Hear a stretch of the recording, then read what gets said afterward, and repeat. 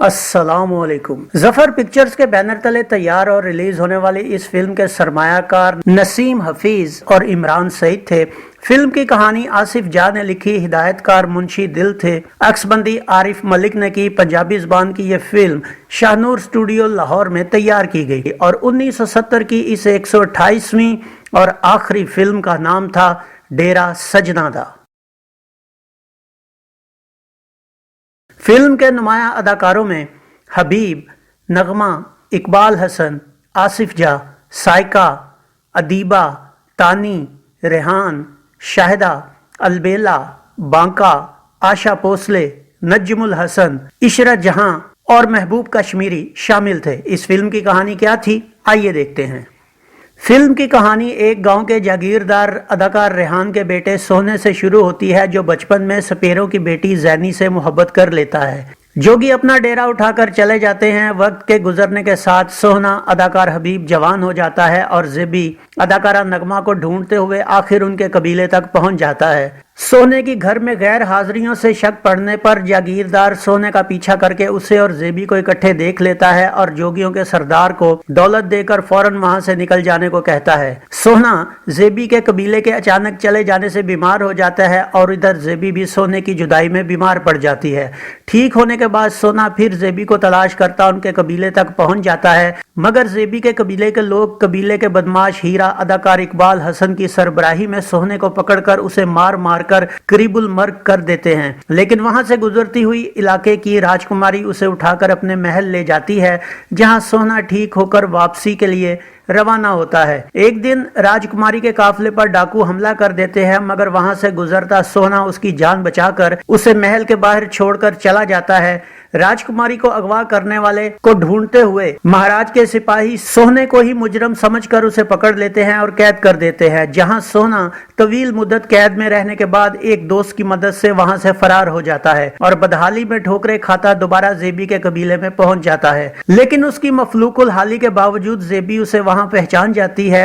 अब सोना वहां रहकर उनका नौकर बन जाता है। यूं जेबी और सोने की मुलाकातें शुरू हो जाती हैं, मगर एक दिन जेबी का मंगेतर हीरा इन दोनों को देखकर जेबी के बाप से उनकी शिकायत करता है, जिस पर जेबी का बाप हीरे के साथ मिलकर सोने को मारकर कबीले से निकाल देता है। हीरे और जेबी की शादी के वक्त सोना जेबी को भगा ले जाता है, जिस पर कबीले के लोग महाराज अदाकार नजमुल हसन के पास फरियाद लेकर जाते हैं। हुकूमत के सिपाही सोने और जेबी को ढूंढ कर ले आते हैं। महाराज कबीले वालों का मुजरिम उनके हवाले कर देता है। कबीले वाले सोने को ले जाकर एक खतरनाक सांप से डसवा देते हैं, मगर उसी वक्त राजकुमारी वहां सैर करती आ जाती है और सोने को पहचान कर कबीले वालों पर खूब बरसती है।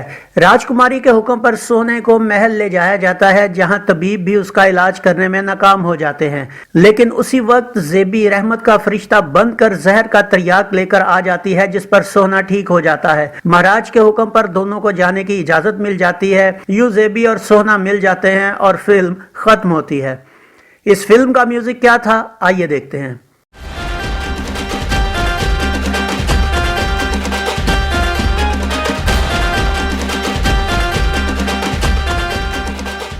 मैडम नूर जहां, आयरन परवीन, रूना लैला, कंवल और इनायत हुसैन भट्टी के गाए गानों की शायरी तनवीर नकवी, बाबा आलम स्याहपोश, जहीर कश्मीरी और आसिफ जा ने की, जिसका म्यूजिक असगर अली और मोहम्मद हुसैन ने तरतीब दिया। इनमें मैडम नूर जहां ने 4, रूना लैला ने 1, इनायत हुसैन भट्टी ने 1 सोलो गीत गाया, जबकि आयरन परवीन और कंवल ने 1-2 गाना गाया।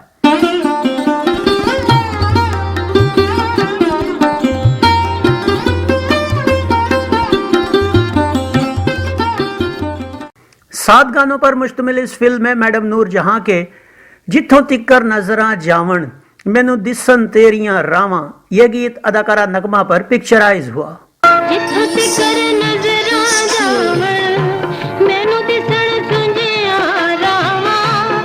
मैडम नूर जहां का मशहूर जमाना गीत तेरे ख्वाब ते ख्याल रहंदे मेरे नाल नाल, यह गीत अदाकारा नगमा पर अक्सबंद हुआ।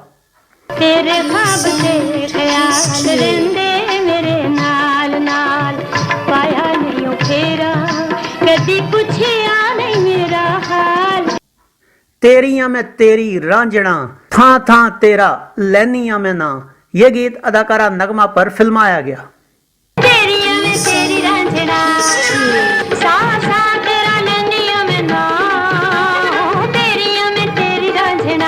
असी नहीं प्यार विच डोलना वे जा हुन सानू अजमाई सोहणिया, ये गीत अदाकारा नगमा पर ही शूट हुआ। असी नहीं प्यार विच डोलना वे जा हुन सानू अजमाई सोहणिया, वे जा हुन। रूना लैला का मैनू रवे तेरा चा तेनू रवे मेरी सिक, ये गीत अदाकारा अदीबा पर पिक्चराइज हुआ।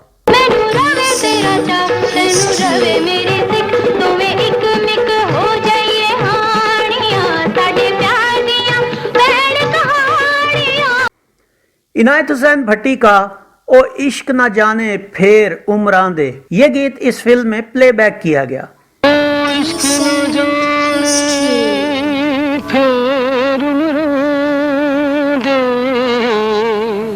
आयरन परवीन और कमल का मैनू दुनिया कख नहीं मेरी बां माही दे हथ नहीं, ये गीत अदाकारा नगमा और साइका पर अक्सबंद हुआ।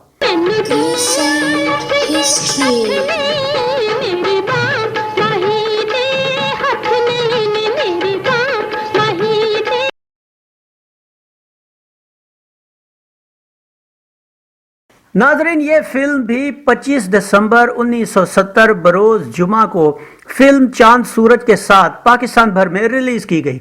कराची में इसे रिवोली, खयाम, नायाब, जीनत, फैसलाबाद के जावेद, रावलपिंडी के नोवेल्टी और लाहौर के ताज में अवाम के लिए पेश किया गया। रावलपिंडी और फैसलाबाद के सिनेमाओं की तफसीलात मुहैया करने पर हम जनाब तुफैल शाह साहिब, कदीर राना और जवार कामरेड के मशकूर हैं। इसके अलावा ये फिल्म हर सूबे के सर्किट के दूसरे सिनेमाओं में भी रिलीज हुई, मगर फिल्म की कहानी मंतक से हटकर और इतनी फास्ट टेम्पो में चलाई गई कि बेतुकी सी महसूस होने लगी। खुसूसन हबीब की नगमा के हवाले से दीवानगी और उनका बार बार जेबी की तरफ जाना, अपने माँ बाप को ठुकराना एक गैर हकीकी टच दे रहा था। ये फिल्म 9 से 10 हफ्ते मेन सिनेमाओं में और 3 से 4 हफ्ते सर्किट के दूसरे सिनेमाओं में चल पाई और किसी भी दर्जाबंदी में शामिल हुए बगैर 1970 की आखिरी नाकाम फिल्म साबित हुई। तो ये था फिल्म डेरा सजना दा का एक मुकम्मल रिव्यू। और नाजरीन, इसी के साथ ही हमारी 1970 की फिल्मों का इख्तिताम होता है। उम्मीद है आपको हमारा ये वीडियो पसंद आया होगा। वीडियो पसंद आया हो तो इसे लाइक कीजिए, कमेंट्स बॉक्स में अपनी राय का इजहार कीजिए और इस वीडियो को शेयर कीजिए। इसके साथ गुलफाम को इजाजत दीजिए। अगले वीडियो में साल 1970 की तमाम फिल्मों के एक मुख्तसर जायजे के साथ आपकी खिदमत में दोबारा हाजिर होंगे और उसके बाद शुरू हो जाएगा हमारा साल 1971, जिसमें आप लोगों की मोहब्बत और आपकी तवज्जो हमेशा मेरे साथ रहेगी। अपना बहुत सा ख्याल रखिएगा। अल्लाह आपका हामी और नासिर हो। अल्लाह हाफिज।